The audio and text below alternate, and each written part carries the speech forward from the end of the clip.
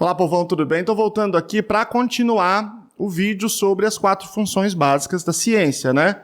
Descrição, explicação, predição e controle de fenômenos. Eu já falei sobre descrição, se você não assistiu outro vídeo, ainda é imprescindível, não dá para você seguir aqui sem assistir outro vídeo, então coloca o card aqui, assiste lá e depois você volta aqui para a gente falar mais sobre as funções fundamentais da ciência.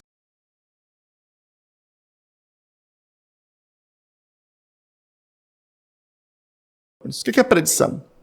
A predição é a nossa descrição sobre a relação entre eventos, uma descrição que, quanto mais acurada, mais nos permite fazer afirmações sobre o futuro, sobre o desenlace de certas coisas, sobre a relação entre certas coisas. Por exemplo, se um vulcão explodir e a lava escorrer sobre uma aldeia e lá tiver pessoas, essas pessoas vão morrer.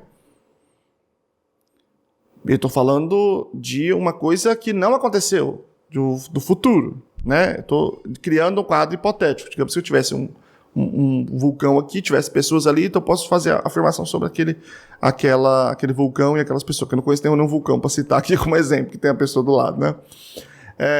Lá na Havaí acho que tem os vulcões. Se o vulcão lá na Havaí explodir, tiver pessoa lá embaixo, as pessoas vão morrer. Se a lava escorrer lá. Por quê? Porque a gente já sabe qual é a relação, a interação entre a lava, né, entre certa temperatura, a rocha numa certa temperatura liquidificada e o corpo humano. É uma relação química. Nesse caso aqui ela é óbvia, né? Ela está tendo um senso comum, todo mundo saberia disso, mas isso vale para coisas que não estão no senso comum, né? Por exemplo, quem aí não fez aí um clássico experimento do vulcão com bicarbonato de sódio e vinagre na escola, né? A gente sabe que a interação entre esses dois químicos aí, né? O vinagre e o bicarbonato de sódio vai dar aquela reação clássica, né, de fazer aquela espuma e tal. E a gente faz, portanto, predições sobre o futuro. Mas olha como é interessante aqui, né, a gente refletir sobre isso. A gente está falando sobre o futuro. A gente está falando do que vai acontecer no futuro, né? A gente sabe muitas coisas. Tem pessoas aí que já calcularam, embora haja uma certa incerteza sobre alguns dados ainda, mas calcularam, por exemplo, quando o Sol vai morrer, né, e, portanto, não terá a vida, pelo menos não vida dessa mesma forma, aqui no planeta Terra. Pô, mas o Sol ainda não morreu, ele está vivo, ele está funcionando. Como é que... Quer dizer, que cientista agora futurologista, né? Ele lê a borra do café no fundo da caneca? Como é que cientista faz futurologia? O cientista não faz futurologia, ele faz predição. A predição, ela depende da descrição da realidade, né? E depende da explicação, depende do que a gente tem de teoria nos dias atuais sobre a interação entre os fenômenos. Tem fenômenos sobre os quais a gente sabe mais, outros a gente sabe muito menos, e a gente vai lidar com esses conhecimentos que a gente tem fazendo predições. E essas predições são fundamentais para o desenvolvimento da ciência. Elas permitem a gente, inclusive, validar certas teorias. Então a gente diz assim, por exemplo, né? Lá em 1915, 1916, 17, se é verdadeiro que a luz é atraída pela gravidade, então, diante de um eclipse solar, aquelas luzes de estrelas, antes de chegar à Terra, elas serão atraídas pela gravidade do Sol. E a gente, no eclipse solar, vai conseguir vê-las. Pá, dito e feito, está lá o experimento de 1919. Então foi essa predição, com base na teoria relativística do Einstein, que nos permitiu afirmá-la como verdadeira. Né? Depois, um outro dia, eu falo sobre verdade, né? Verdade absoluta, verdade relativa, quase verdade, verdade aproximativa e tal, né? A gente permitiu dizer que ela é mais verdadeira do que a teoria newtoniana. Então, vou fazer essa verdade relativa aqui, tá? Ela é mais verdadeira que a teoria newtoniana. porque ela foi capaz de descrever este fenômeno. Então, a predição, ela serve para a gente elaborar e testar hipóteses, e depois que a gente elabora e testa, para a gente conhecer quais são mais ou menos verdadeiras e fazer novas predições sobre o futuro. Então, por exemplo, no campo que eu estudo, isso é muito comum, né, fazer estudos que a gente chama de longitudinais.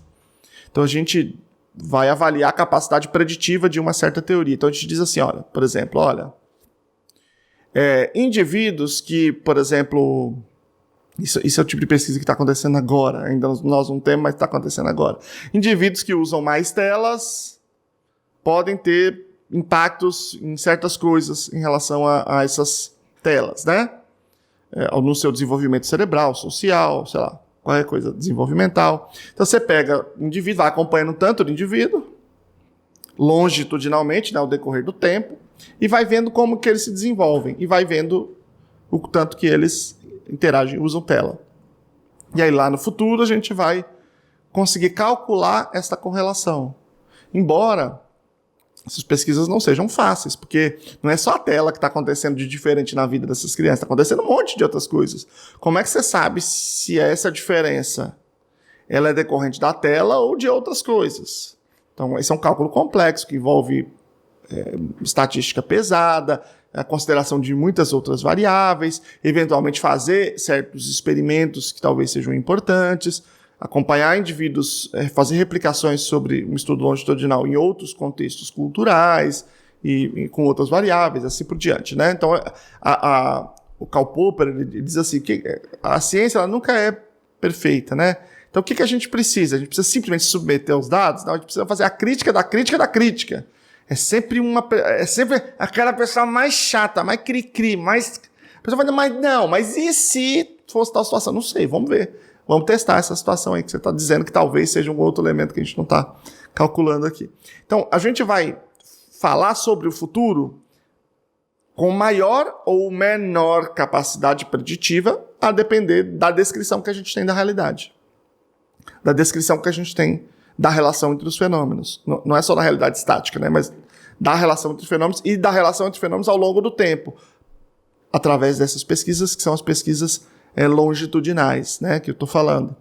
E aí, tem certos casos que a gente tem muita certeza, tem casos que a gente tem menos certeza, em que a nossa capacidade de afirmação ela é menor, ela é mais fraca do que em outros casos.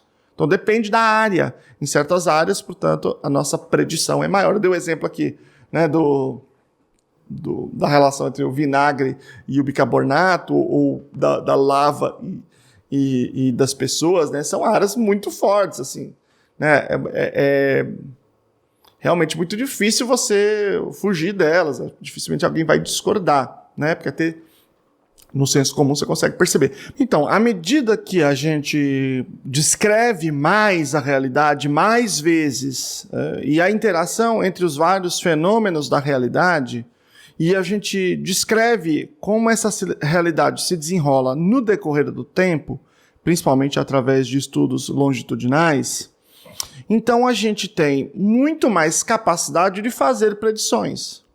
E aí a gente faz novas predições sobre a realidade e submete essas predições a novos estudos, né, estudos longitudinais ou estudos de desfecho, e aí a gente acerta ou erra, né, e aí a gente está mais próximo de um ou de outro, e aí a gente vai reduzindo essa margem de erro até que a gente fica com predições ainda melhores, assim por diante, né? A gente vai testando todas essas hipóteses.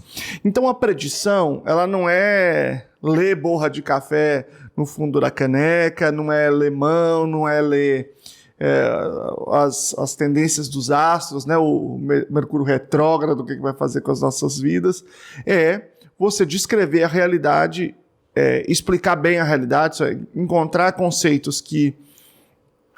encontrar não, né? Porque eles não estão na realidade, eles não estão na natureza. Formular conceitos que deem conta de mais possibilidades, e aí a gente consegue fazer melhores predições, né? As predições nunca são 100% certas, né? 100% de certeza, isso não existe.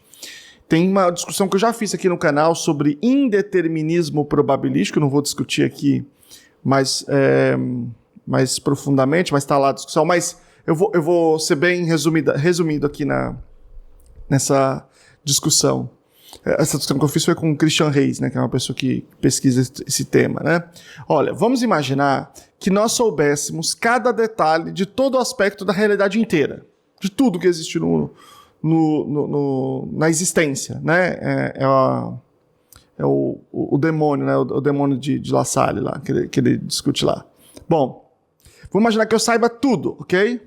Se eu souber tudo, eu posso prever, portanto, a interação no tempo desses fenômenos e posso dizer com 100% de certeza tudo que vai acontecer em todos os lugares?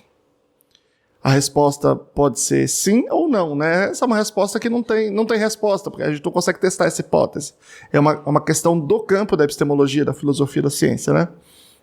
Se a resposta é sim, eu conseguiria prever, se eu soubesse tudo, de todos os aspectos de toda a existência. Isso significa que esse indivíduo é um determinista. Ou seja, ele entende que tudo aquilo que vai acontecer depende dessas variáveis, e aí o desfecho ele é inequívoco. Ou, se eu entendo que, dadas certas variáveis, probabilisticamente, existe uma probabilidade de acontecer uma coisa, uma probabilidade de acontecer outra. Ou seja, eu posso dizer que probabilisticamente é muito provável que aconteça tal coisa. Mas não é 100% nunca. Existe um certo nível de indeterminismo probabilístico na própria existência, na própria estrutura da realidade. O que dialoga muito, eu até citei aqui o pessoal da mecânica quântica, né, com o princípio da incerteza do Heisenberg, né? Mas é uma outra coisa aqui também. Fico viajando aqui nas aulas, nesses vídeos. Às vezes eu gosto de fazer uns vídeos assim mais aprofundadamente. Por falar nisso, estou fazendo muito pouco aqui. Tá faltando reforço. Like, se inscrever no canal, quem quiser se aprofundar aqui nesses temas de ciência, tá? Então, vai agora. Manda bala aí, tá? Bom, então eu posso ter uma visão que é determinista ou indeterminista, mas em qualquer uma dessas duas situações, a gente tem um grau de predictibilidade da realidade muito alto, ainda que haja um certo nível probabilístico de incerteza, tá? Em todos os campos. Bom, em certos campos eu tenho mais... A nossa capacidade de predição ela é maior, em outras ela é menor. E por quê? Porque em certos aspectos da realidade você tem um maior controle de variáveis, maior repetibilidade de variáveis. Então, se eu estou falando, por exemplo, sobre o movimento dos astros, ou se eu falo do movimento de certos aspectos mecânicos ou químicos da realidade, são coisas que aparecem repetidamente na realidade, ou quase repetidamente na realidade, muitas vezes. Diferentemente de contextos de interação humana, em que as variáveis são muito grotescamente distintas, né? Eu não posso dizer que, por exemplo, que aquilo que aconteceu em um certo contexto em que houve um golpe de Estado não sei aonde, é a mesma coisa que vai acontecer havendo um golpe de Estado em um outro país, em outra época, ou no mesmo país em outra época, ou no mesmo país na mesma época com outras pessoas. Enfim, tudo, qualquer tipo de mudança, ela é importante.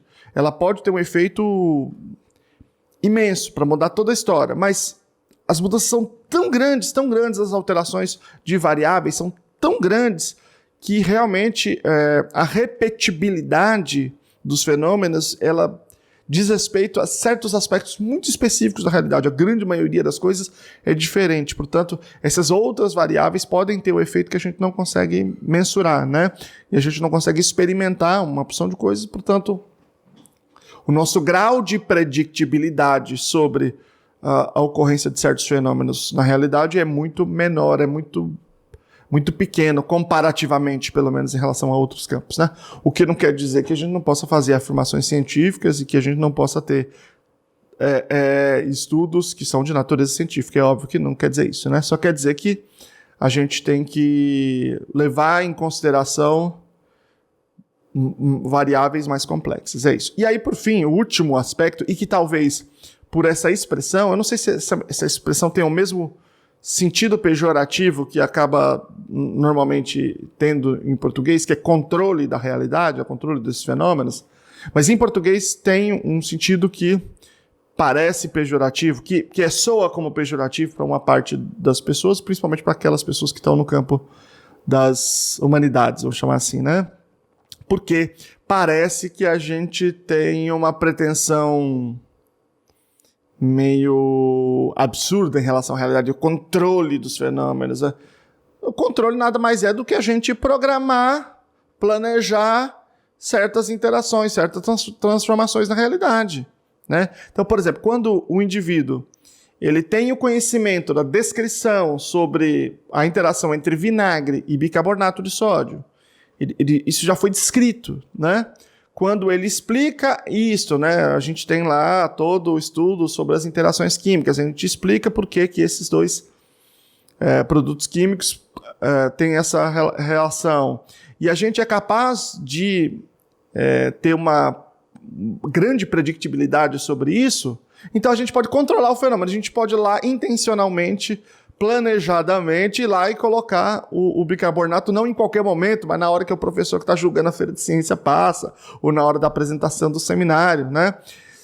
Todas as mudanças na realidade que a gente faz em decorrência desse conhecimento é parte desse objetivo da ciência, que é controle de fenômenos, né? Quando você mistura certos compostos químicos para poder fazer uma ponte, né? Um viaduto, para aquilo não cair, aquilo é fruto da descrição da realidade, da interação dos produtos com o solo, a explicação, a gente tem todas as teorias sobre as relações químicas e papapá, e geológicas, né? Porque precisa também estar no chão. A gente tem toda a nossa história de predictibilidade que foi construída por meio de observação de tudo aquilo que aconteceu, né? De muitas coisas que já foram construídas, algumas se perderam, né? Caíram, outras não, e a gente vai estudando isso e vai entendendo como essas coisas acontecem ao longo do tempo, manutenção, e aí a gente faz opções de controle da realidade e a gente opta por uma tecnologia, estuda aquela tecnologia, e aquela tecnologia sendo adequada para uma certa necessidade, a gente pode usar na realidade, né? A gente, pensando aí em todas as áreas, a gente tem essas 4 funções. Uma pesquisa que você faça não quer dizer necessariamente que ela precisa atingir as 4 funções. Ela pode ser uma pesquisa descritiva, uma pesquisa documental, exploratória, uma pesquisa descritiva, né? Ela pode ser uma pesquisa explicativa, uma pesquisa conceitual, né? Uma exploração conceitual, uma pesquisa teórica, que ela é muito importante, né? Que ela vai explorar esses conceitos, analisando os dados descritivos de uma certa realidade, de um certo fenômeno. Ela pode ser uma pesquisa também que vai estudar, que vai calcular a previsibilidade, a predictibilidade de certas teorias, de certos fenômenos, de certas interações. Em certos contextos pode ser uma pesquisa longitudinal que vai manipular variáveis para ver como eles impactam sobre a realidade num certo desfecho, né? E aí fortalece essa capacidade de predictibilidade de uma certa afirmação. E pode ser uma pesquisa, essa longitudinal já pode ser, né, uma parte delas que é de pesquisa experimental. Mas essas pesquisas aplicadas são todas pesquisas que estão neste campo de controle de fenômenos, ou seja, a gente quer transformar a realidade. Né? E isso não é... Aliás, isso fica uma coisa muito interessante que acaba desenvolvendo a ideia, a perspectiva completamente equivocada, de que isso é uma leitura instrumental, que é uma leitura utilitarista da realidade ou da ciência. E não é isso. Né? Eu estou falando que essas são as funções da ciência. A ciência, em algum ponto, vai chegar nisso.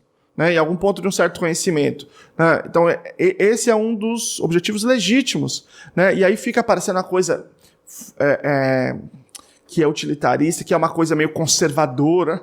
Olha, para a gente dar um exemplo, né, lá do outro extremo, né? O que o Marx disse? Não me interessa explicar a realidade, o que me interessa é transformá-la. Olha, isso não é também utilitarista. Eu não estou dizendo que está certo ou que está errado. Estou querendo dizer que não tem nada a ver com a ideia de eu sou mais progressista e, portanto, eu tenho uma ciência pura, limpa, que não tem nada a ver com o controle da realidade. Claro que tem. Claro que tem. Que para quem é da área de humanidades aí, se não conhece, tem que ler. A geografia serve, em primeiro lugar, para fazer a guerra. O indivíduo queira ou não queira, entende? Tem a ver com a própria estrutura do conhecimento. Quanto mais você conhece a realidade, mais você é capaz de explicá-la, de predizer fenômenos, de controlar fenômenos, porque a gente age na realidade, a gente vive na realidade. E quando vive com aquilo que sabemos sobre o mundo, vive com o conhecimento que nós temos, seja de uma maneira mais explícita, programada, planejada, estudada, deliberadamente utilizando esses conhecimentos, ou seja, de uma maneira menos planejada, né? Mas alguém faz isso de maneira planejada, né? Nós temos um tipo de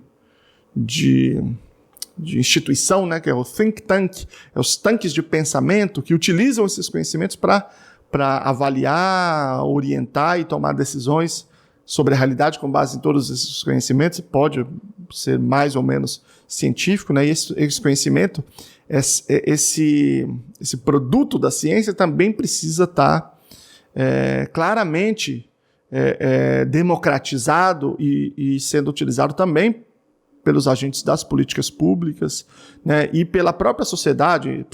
A própria sociedade precisa se empoderar desses conhecimentos para tomar boas decisões, inclusive decisões político-partidárias, quem que você vai eleger para presidente. A pergunta que eu gostaria de fazer, né, que eu gostaria de interpelar, né, é assim: presidente, o candidato a presidente, quem que está propondo uma política pública de segurança ali que é mais alinhado com as evidências científicas disponíveis, com aqueles que explicam melhor o fenômeno da violência, que tem maior capacidade de predictibilidade sobre o que acontece com a violência dada esta ou aquela outra circunstância, e, portanto, quais são os aspectos do controle da realidade que eu preciso operar para ter menor violência, para que a gente possa viver mais em paz as nossas vidas. A mesma coisa eu diria sobre a saúde, a mesma coisa sobre a educação, a mesma coisa sobre todas as outras coisas, né? A gente, claro, tem diferenças também sobre o que a gente quer fazer com essas coisas, né? Por exemplo, o que a gente quer que os indivíduos aprendam? Esse é um primeiro nível de divergência. Então, se o indivíduo quer para a educação alguma coisa diferente do que eu quero, então ele já não está no meu hall de opções. Mas se ele quer a mesma coisa que o outro, que o candidato A, B, C, D, se eles querem a mesma coisa, mas eles estão propondo 4 propostas completamente diferentes para a educação, então eu posso me perguntar, se eu partir desse conhecimento, qual desses daqui propõe um roteiro que é mais provavelmente efetivo conforme as evidências científicas disponíveis que a gente tem. Bom, esse foi um comentário aqui mais longo, tem um pirula de duração, eu acho, isso aqui, né? Essa brincadeira dos divulgadores da ciência, né? Porque foi uma aula bem grande, mas eu queria fazer a aula, então eu fiz. Então, pronto. É assim que eu faço as aulas aqui, tá bom? Grande abraço, tchau pra vocês.